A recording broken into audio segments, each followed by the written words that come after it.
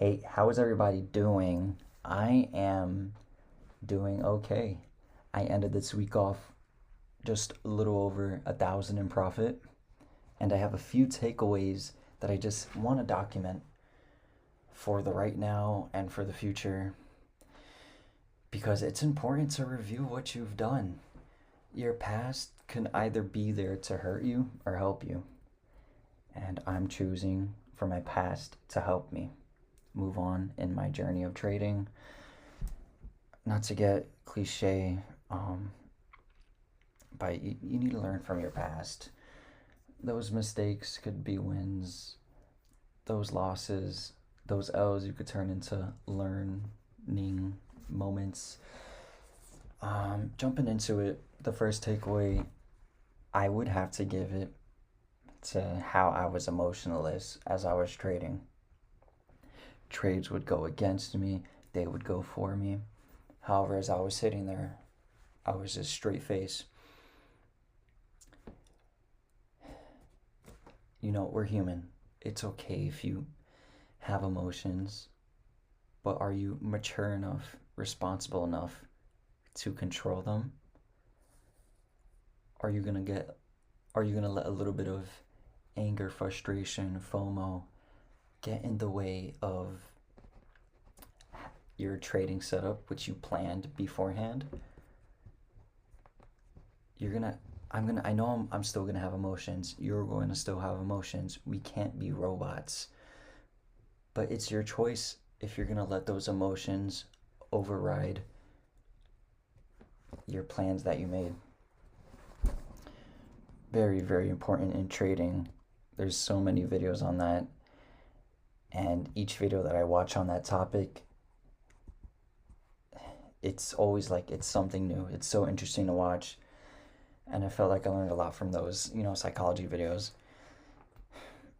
Yeah. Second takeaway, I would give it to, and this is unscripted. I'm sorry, this is unscripted. I'm just thinking about this as it comes to my mind. I would have to give it to the fact that I was trading my setups, and that does tie into the first takeaway of being emotionless.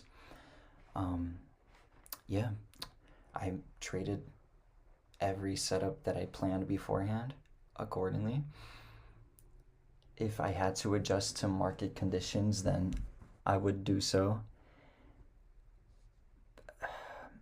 That's something that I need to study a little bit more because it's very easy to make back to back trades with that sort of adjusting and adapting to the market. So I do want to study that a little bit more. I will just have that in this video, so I could look back and remember what I do need to study. Because once again, I am making these videos for myself. Yeah, but this week, I really put my foot down and followed these setups that I made, and I came out profitable. An interesting thing that I noticed was that I came out profitable this week. However, last week, I didn't. However, I did follow my setups. Straightforward. I think that's due to the fact that in trading, there's probability. It's like there's two universes. There's a universe where you're probable on that trade, and there's a universe where you're unprofitable in that trade. And it's like each trade you're flipping back and forth universes. It's a very weird way to think about it, I know, but that's the way that I understand it. And if a trade goes the opposite way that you thought it was going to, or it goes in the way you did think it was going to go to, it's just probability. It's a coin flip. It matters about your risk management, how much you lose on the losing trades and how much you win on the winning trades. That is what matters. That's what I strongly believe what separates the profitable from the unprofitable. That's gonna be takeaway 2. Takeaway 3. All right, come on, one more. You know, I had a really good market bias this past week. You can never predict the market to a T, but there are certain factors in the overnight and the previous day, previous week that you could look at, and they will give you a good gauge of market direction. And I did have really good analysis over this past week, and my bias did play out accordingly for most of the trading days. Well, 2 trading days that I did trade on. That's something that I definitely want to include in this upcoming week and weeks for my trading. And that's gonna wrap it up for my takeaways. Cons. It's important to include cons, isn't it? I didn't really have any prepared, but I would say a con that I had was that I didn't trade, or I didn't wake up every day to trade at all. I only traded Monday and Thursday. However, Tuesday, Wednesday, and Friday, I just hit the snooze on my alarm. And when I look on the charts later on during those days, it feels like I missed out on opportunities that were waiting right there. However, then again, I did get home late from work, so that could be a reason why I wanted to get a normal 8 hours of sleep. But yeah, that feeling of missing opportunity sucks. Hopefully this week I could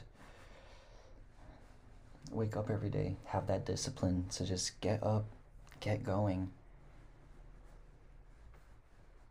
That's gonna be my con. And honestly, I think that's gonna wrap it up for this video. I just wanted to very quickly document things that I could rewatch and know what to study. And I do want to say that I make these videos to help myself, have that documentation, that review. And if anybody else, finds or could use these videos to their advantage, awesome. So yeah, if you're wondering why I do get personal, why I talk about getting home late from work or hitting snooze on the alarm, that's why. It's more of like a personal thing for myself. So that's why I include those things, if that was something that you were questioning about. But yeah, it's 2:15 a.m. I want to go to sleep. I don't know if you could tell, but I am going a little bit crazy right now. I'm just yapping, getting everything off my chest, off my mind. Gosh, it feels good though, doesn't it?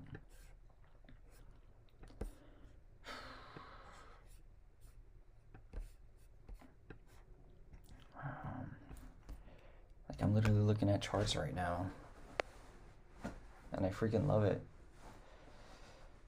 Even though I am a little bit crazy.